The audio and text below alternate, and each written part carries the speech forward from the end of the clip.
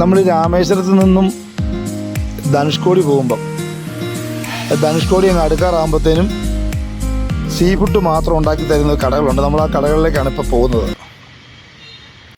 ഈ മത്സ്യവിഭവങ്ങൾ കഴിക്കുമ്പം വേറൊരു പ്രത്യേകതയുണ്ട്. ഈ കഴിക്കാൻ നമ്മൾ ഇരിക്കുന്ന കടയുടെ ഒരു സൈഡ് ബംഗാൾ ഉൾക്കടലും മറു സൈഡ് ഇന്ത്യൻ മഹാസമുദ്രവുമാണ്. അപ്പോൾ അതിൻ്റെ സെൻറ്ററിലിരുന്നാണ് നമ്മൾ ഈ ഭക്ഷണം കഴിക്കുന്നതാണ് ഒരു പ്രത്യേകത. ഇവിടെ നല്ല ഫ്രഷ് മീൻ നല്ലപോലെ ക്ലീൻ ചെയ്ത് വരഞ്ഞ് മസാലയൊക്കെ തിരുമി നമ്മുടെ സാന്നിധ്യത്തിൽ തന്നെ നമ്മൾ ചൂണ്ടിക്കാണിക്കുന്ന മീനുകളാണ്. അതിങ്ങനെ നേരെ എണ്ണച്ചട്ടിയിലേക്ക് ഇട്ടിട്ട് വറുത്ത് പൊരിച്ച് നമുക്ക് എടുത്തു തരികയാണ്.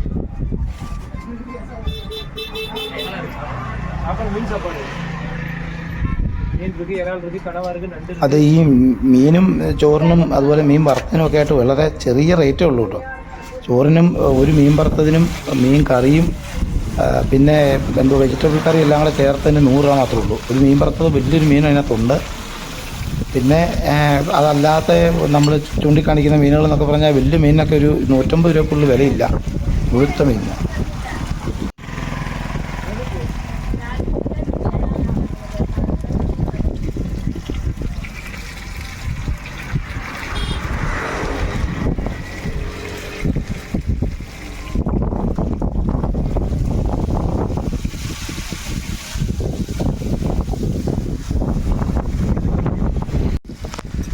നമുക്കിഷ്ടപ്പെട്ട മീനിനെ കാണിച്ച് നമ്മൾ സെലക്ട് ചെയ്തിട്ട് അവരോട് പറഞ്ഞിട്ട് നമ്മൾ ധനുഷ്കോടി കാണാൻ അപ്പോൾ അങ്ങോട്ട് ഇതിൻ്റെ ഏറ്റവും എൻഡിലോട്ട് പോയിട്ട് തിരിച്ചു വരുമ്പോഴത്തേനും അവരവിടെ അത് റെഡിയാക്കി നമ്മൾ പറഞ്ഞ രീതി തന്നെ ആക്കി വെക്കും.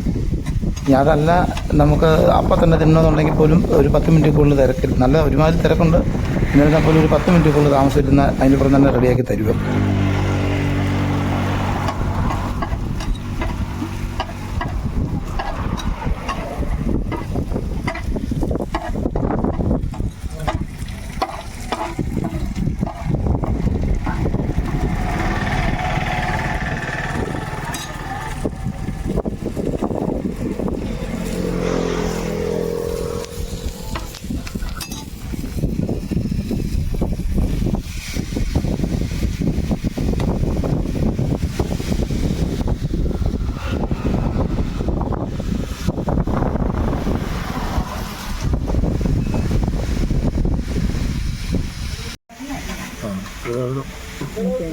അക്ക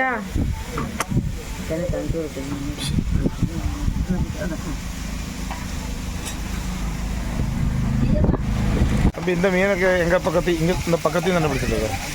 இந்த மீன் எங்கேருந்து கிடைக்கும்? அது அந்த கடல் ஏது கடலை? பெங்கால் கடலா அதையோ இந்தியன் ஓஷன்? அது இங்கே பக்கத்தில் ரைட் சைடில் உள்ளது இந்தியன் ஓஷன். இங்கே லெஃப்ட் சைடு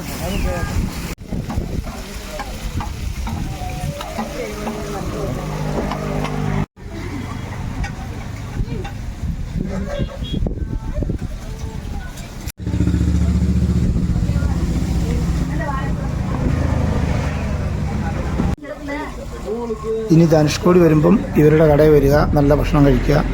ഇവിടെ ഫോൺ നമ്പർ ഡിസ്ക്രിപ്ഷനിൽ ഇട്ടിട്ടുണ്ട്. നേരത്തെ വിളിച്ച് പറഞ്ഞാൽ നേരത്തെ തന്നെ ഉണ്ടാക്കി വെച്ചോളും. നമ്മൾ വരുമ്പോൾ തന്നെ റെഡിയാവും. പിന്നെ നേരിട്ട് കണ്ട് ഓരോ മീനുകളൊക്കെ എടുക്കണമെങ്കിൽ വന്നു കഴിഞ്ഞിട്ട് പറഞ്ഞാലും മതി, 10 മിനിറ്റിനുള്ളിൽ റെഡിയാക്കി തരും.